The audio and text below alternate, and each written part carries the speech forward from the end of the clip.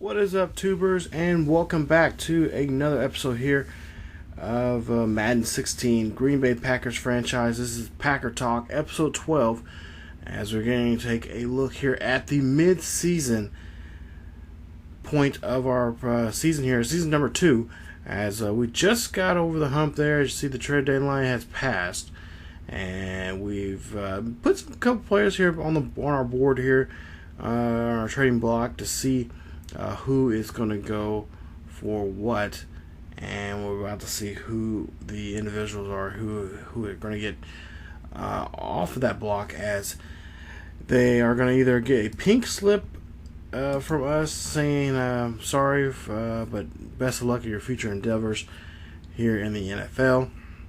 And we got a couple here, as you see there. Eddie Lacy are on the fence here for us, as we don't know if we're going to continue negotiations with them and just let them play out their contracts, and let them see what the chips lay as we get ready for the upcoming draft here. But of course, we got quite a few weeks away from the NFL draft, but we got to start thinking ahead here for next season if we're going to draft a halfback, which we have been looking at a couple here, or if we're going to move on and continue with the guy that we have right now, currently being Lacy. So we'll get to that a little later, but right now, take a look at the last 4 weeks there, weeks 5 through 8. Week 5, there was no game there as we had a bye week, and so now we're going to move on here to week number 6 here. It played against the Chicago Bears here at home at Lambeau Field. There you see a final score of 38-17. Green Bay wins that one. And honestly, of course, the Bears coming in this game 0-4, looking for a victory here, and unfortunately, they do not get the victory as they end up going 0-5. There you see Mr. Rogers there, 15 of 18 in the game, 309 yards, 5 touchdowns. That pretty much was a game there that he just went all out and just obliterated the defense there of the Bears. Of course, Bears are really known for their defense, and this game was not very defensive savvy, especially in the second half there, as the defense just fell apart there, and the Packers took advantage of it. Eddie Lacy, 28 carries, 102 yards there for him. Take a look at the wide receivers there. You see White, one of 2 Bears actually did get in the end zone there.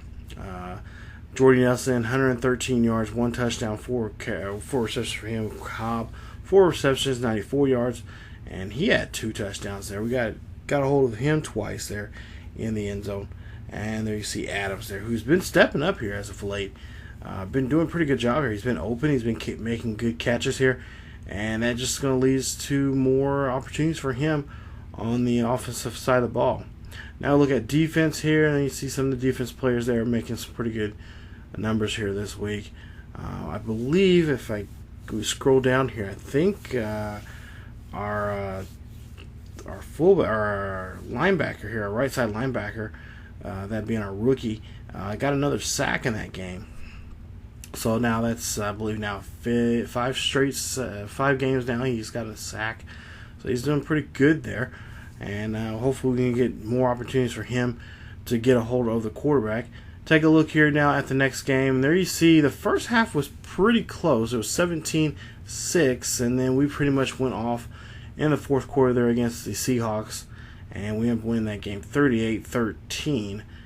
And of course, this was a game there in Seattle, and one of the loudest stadiums in the NFL there. And by far, I mean, really, it was pretty quiet there towards the second half there, as Russell Wilson couldn't really do anything. They kept using Lynch. There you see 15 carries, 53 yards there. Couldn't get him in the end zone there. I believe his longest run was probably about close to 20 yards there, and just couldn't really break it there. And of course, their main focus is the running game. So they used Wilson quite a bit there, and it just was not a good day for him either. But there you see the receiving numbers now for that game there, and like I said, just a overall just a great game there. As we'll take a look here at some of the defensive numbers there. Cam Chandler get his sack and interception there. That interception, matter of fact, he got. We were lucky enough to stop him, as he could have took that one to the house, but we were able to stop him there. You see Irwin again gets another sack, so that's now at least 6 now, I think, here he has so far for the season. Take a look again. Well, of course, we try to get the ball away from Sherman, and there was times there we had some close calls there, but we were able to veer from him. Now we move on to the last game of the week here, as we get to week number 8. And we'll take a look there. 56-21 is your final score there. Washington in the second quarter looked like they were going to come back there, as they scored 2 touchdowns on back-to-back drives. But we just they just couldn't handle the offense there.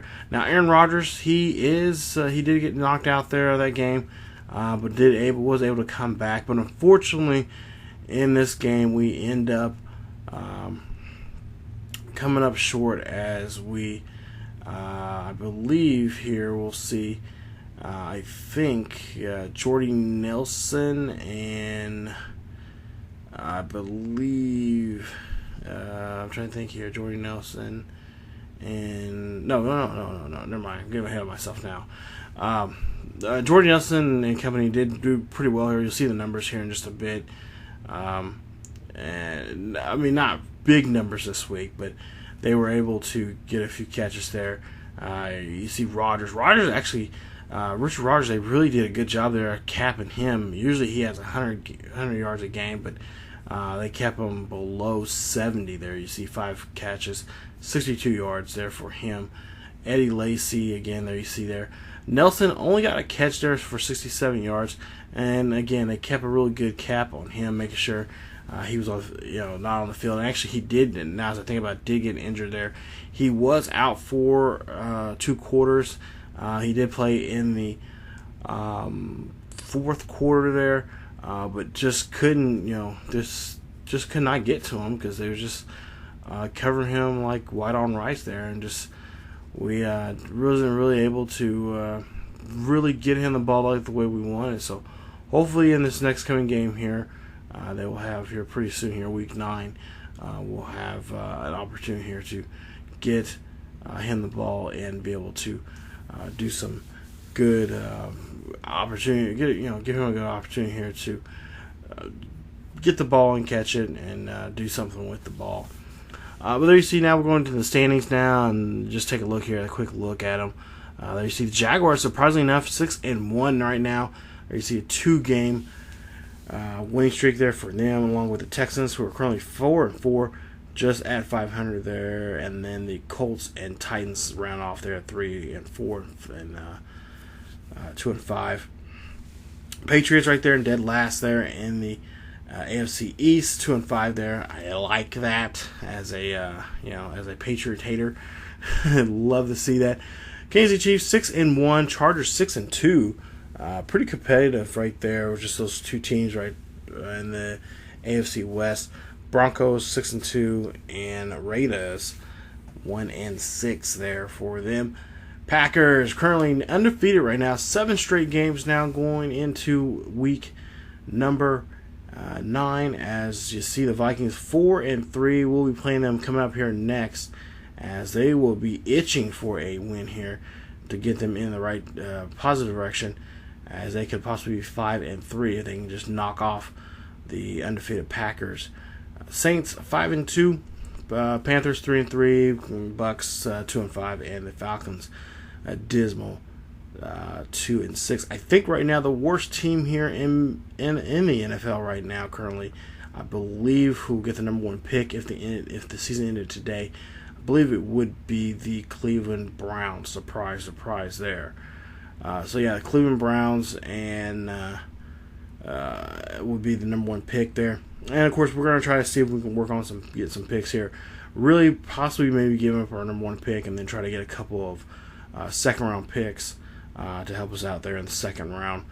There you see the NFC East, Cowboys, Eagles, Giants, and Redskins. And finally, in the NFC West, Seahawks 6-2, 49ers 3-4, along with the Cardinals, and the 0-7 Rams right there. Yeah, or I should say 0-7-1 Rams, as they do have a tie there. I can't remember who they tied with. You probably have to go back and check the video here, but they're currently right now I believe the second worst team in the NFL right now. But there you see 27 touchdowns, 7 interceptions, 2,025 yards there for Aaron Rodgers. Lacey 764, 8 rushing touchdowns. John Kuhn 125 yards, 2 rushing touchdowns. We're still in negotiations with him right now. I don't understand what then with what's going on with him.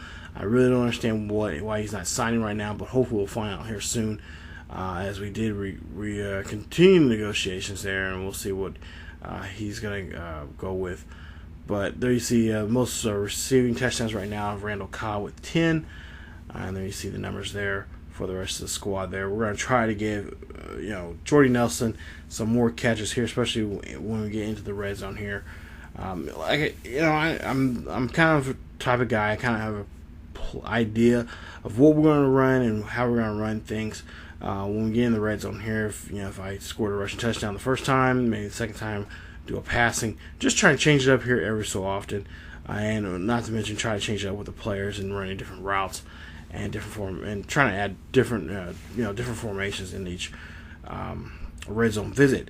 But that's becoming a little harder now, and it's kind of making me on my toes here. As defense is just getting a little more wiser here, and just by dumb luck, Cobb has been open here, and they're really keeping an eye on Jordy Nelson, as of course he is our key receiver. And I think what we may end up doing is put him in the slot position here and change it up between him and Randall Cobb, and when it comes to 1 and 2 in the stat sheet or in the depth chart there. So that is something we're going to be looking at. There you see the numbers there for blocking. But we're definitely going to try to change up some stuff here as we get to the second half here. We're going to actually implement, besides the change-ups there in the wide receivers, we're going to end up, I think, depending on how well the game goes for us and how well Rodgers is throwing, there's a good chance you will not see Rodgers in the fourth quarter in these games here coming up. And especially when we get closer, if we were still undefeated, once we get closer into the weeks 13, 14, 15, 16, and 17, you might end up seeing him only playing at half, as we want to keep him fresh and keep him injury free here as we move along here in the season and get ready for the postseason. But there you see the numbers there for Randall Cobb when it comes to kick returns. Has not yet kicked a ball, or has not yet ran the ball back off of kickoff or a punt. Came really close a couple of times, but I think that there was one good run there where I showed, and a couple episodes back, he had a really excellent run, had a good hold there, but no more gas and no more petrol in the tank there as he got to I think he got the ball inside the 30 or 25 or something like that on the opposing team there. So hopefully we'll see be able to see him run one back. This look here at top players of the first the first 8 weeks, but we're taking a look at weeks 5, 6, and 7, and back there in week 6 we had Rodgers there as NFC Offensive Player of the Week. So congratulations on him on that. As you take a look at again, he does it again in week 8, 17 of 26, 264 yards, 4 touchdowns, 1 sack, 1 carry for 3 yards there. And like I said, we're going to try to use Rodgers a little bit more often when it comes to running game. I kind of want to build up his stats there in the rushing, but at the same time, kind of be cautious about him when he comes to the run, because I just have a sick feeling that we'll end up using him that way and just getting him hung out to dry when it comes to trying to scramble. But there you see, take a look at if the season ended today. These are the guys that will get the awards for best running back and so on and so forth. You guys can take a look at that. Pause the video, check those names out there, who or if any of your favorite players are on there. But going back to what I was trying to say was about the second half here. We're going to implement Starks a little bit more in the gameplay. There's, of course, I can't show you everything in the game or the footage that we have, but I do at times bring in Starks in certain times of certain plays there. I try to implement him a little bit more. That I am a little further than where we are right now here on the channel with this series, and I'm trying to use Starks a lot more, along with him and John Kuhn when it comes to short yardage there. And also too, just like with Rodgers, taking him out first half. I'm going to do the same thing with Eddie Lacy. Try to not use so much of him during the regular season, so he can stay fresh and ready to go here as we move along here in the potential playoffs coming up. So look forward to that here coming up in a couple of episodes. But like I said, we're going to just do some rearranging there in the halfback position, the wide receiver position, quarterback position, and also the linebackers. I want to start implementing some more linebackers here, so might end up seeing some backups here coming up. Not just in pretty much throughout the whole game, but at the same time implement them more in throughout the game, and then maybe later on the second half of the season. Put them in the games, have them come in, maybe a second half and take over and see what they can do. As for signings, there you see a couple releases here. We released him. Bruce, I was on the fence with him. He was one of the guys that was kind of just a question mark. I wasn't for sure if I was going to keep him around. I know you see he's a 2-year player. But we decided in the end we might want to just go ahead and keep him, as we could later on, at any time really, we could, release him and let him go. So we decided to keep him here. And these are just some players that right now have some contracts here coming up that are due. But we went ahead and got rid of Elliott there. He's going to get a pink slip. I believe Jones here, the left in, will go ahead and get his pink slip there. Third-year guy from UCLA. I hate to see him go, but we got some left ends here that I drafted. And not to mention, we got some left ends that I'm looking at towards the draft to build that side of the ball up a little more tougher, a little more stronger. I really strongly think we're going to end up moving to a 4-3 here, as that means we won't be using our linebackers as much, which is going to suck. But I think in the end it's going to benefit for us here when it comes to defense here. And like I said, we'll implement swapping these guys out more often there in certain play packages and stuff like that, which I've been using this franchise, but I've also copied this franchise on another file and kind of just messing around with it and kind of just tinkering with it and see what would work best. So got a lot of notes here jotting down on my note book here about this team and what we can do here for next season. For the remainder of this season and going into next season. But let's take a look here. Eddie Lacy, he's asking for 6 years, $52.8 million, and so that's roughly around 6 or so, 6.3 million a year. So we're going to go ahead and we're going to work with him, negotiate with him, and see what if we can possibly sign him. Now I will say, it is a lengthy contract. But there's also some wiggle room in there that we could use. I mean, he's been doing well this season and the season when we started this.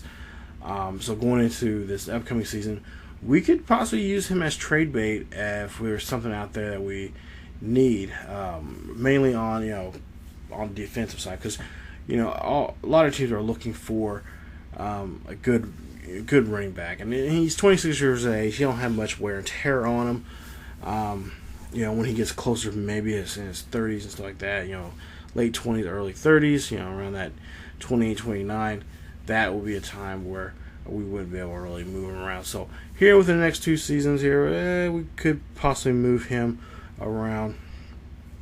And, and like I said, I want to start implementing another halfback into the system. So we have 2 halfbacks on the field at different times. Of course, they won't always be on the field at the same time, but maybe even have one of the fullbacks come out as a one of the halfbacks come out as a fullback, and give maybe if John doesn't re-sign with us, we can bring Starks back and have Starks as our fullback, and then bring in a rookie to come take that role as the backup halfback, and then kind of alternate the guys between different plays and stuff like that. So, like I said, I got a lot of things that I'm working on and trying to see what will work for us. Like I said, I'm a big fan of the running game when it comes to Madden here, because I really use my fullbacks a lot. I mean, a lot.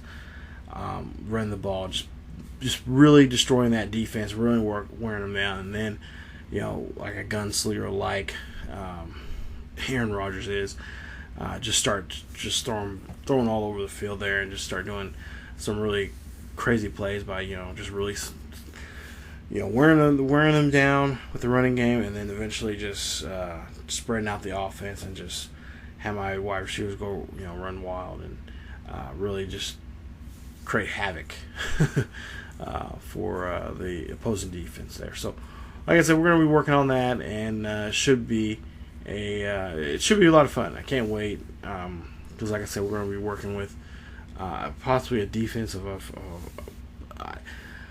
I know of a 4. I mean, I'm a 4-4 or a 4-3 guy, and I've been having a lot. But at the same time, I've been having a lot of fun with the 3-4, and so I don't know. It just depends on how well this season goes and how the defense is right now. I think for the most part, I think I probably would like to stick with the 3-4 because it's been successful. It's been helping me out. But at the same time, I kind of like I actually like playing on the line and just maneuvering around the offensive line there, and really putting really trying to destroy that offensive line with my ends and my defensive tackles. So we'll have to see how that goes. But again, there's some more signings here. There we got Micah Hyde there. He's asking for 4 years, $9.32 million. And again, we're gonna try to work with him. A lot of these guys signed for accepted a big bonus there. It's, they want some guarantee money there, so we went ahead and work with them and try to help them out here with that, so they can sign here and stay. For the most part, I think a lot of them want to stick around because we have a good opportunity here to repeat again. And possibly go undefeated again. And of course, since I'm saying that now, I probably just jinxed us. So I mean, now we'll probably end up having some kind of freak injuries or something like that that's going to cause an issue. Because I will say, Jordy Nelson, they've been hitting him pretty hard there, and I hate to see him go out again this season. Which, if that happens, I mean, that's something we may need to look at. Is possibly maybe moving him to another team, as he could potentially be a liability for us when it comes to being injury prone and and not doing so well for us. So again, that's something else I'm looking at. I'm looking at some wide receivers, some decent wide receivers this upcoming draft. For the most part here, I think we're just I think defense side of the ball, we're going to go that way. I have been looking at some free agents that are out there right now, and again, we got some names out there. I don't want to say who they are. Maybe in the episode 13 of Packer Talk here, maybe we'll discuss that some more, and I'll show you guys some of the players I'm thinking about getting, and maybe I can get some suggestions from you guys that are on there that could possibly work for us. I'm always up for suggestions and try to implement those suggestions into my playing scheme with the Packers. But yeah, that'd be a really cool way for you guys can help me out and seeing things that I maybe not seeing or I don't want to see. So that always helps out. But there you see Josh Walker. We're going to try to re-sign him. I believe we end up deciding to negotiate with him, as we just can't come to terms of what we want to do exactly with him. Not a guy that we necessarily would need, but I do want to try to develop him and make him a little bit stronger player, something that a guy we can work on develop wise. But it just depends on how he wants to go with the negotiations. But there you see, this is my first media question here. I've been waiting for one of these to come up, and then of course they're asking about we got a player, of course. John Kuhn is the one they're talking about on a final year's contract, who's turned down our offer, and we're just basically just trying to make both sides look good. We want to make sure John goes to the table here and is happy, and of course there's our response there to that. That honestly we're not that far apart, but at the same time, both sides want to make sure that it becomes a deal that both parties are happy with, and we don't have any regrets. So, and with Kuhn, I don't feel what he's asking for. It's pretty reasonable. I want to sign him to a longer contract. I suggest 2 years, but he just wants to do a year. So I don't know. I would think you want to stick around with the team that's doing well long enough as possible. But maybe he figures there's not enough cash on the team and whatnot. But free agency, with cash on our team right now, we got some pretty decent cash there. We can work with him, and I want to sign him to I want to make sure he retires. We can retire him close enough to his retirement, because I don't think he's near. I think he's close, maybe a little over his 30s. He might be 30, 31, something like that. So I kind of want to lock him in on a long-term contract and keep him around a little longer. So but there you see, he rejects the contract there. So again, we'll just negotiate with him and see what we can do with some other offers. So, but there you see, coming up in the next episode, it will be the Vikings. There you see 4-3. There we go to US Bank Stadium there in Minneapolis, Minnesota, and we play the Vikings. There you see we're 7-0, and it's I believe it's a Sunday night game, so it's gonna be prime time. Everybody's gonna be around to watch, and I can't wait to see what we can do there in that new stadium. Hopefully we can mark our territory here, and there's my phone going off. Hopefully we can make it our new home instead of theirs, and just really have a horrible time here on national television with a loss there on Sunday Night Football. So if you guys enjoyed the video, thank you guys so much for listening here to Packer Talk and about the Green Bay Packers franchise so far at this point. But we'll get ready for Week 9 here coming up very soon here on ESGNet. If you guys enjoyed the video, please leave a like. Also, don't forget to subscribe to the channel for more Green Bay Packers and Packer Talk here on the channel. Follow us on Facebook, Twitter, and Tumblr. The links are down below in the description. And as always, keep yourselves healthy, and I will see you guys next time.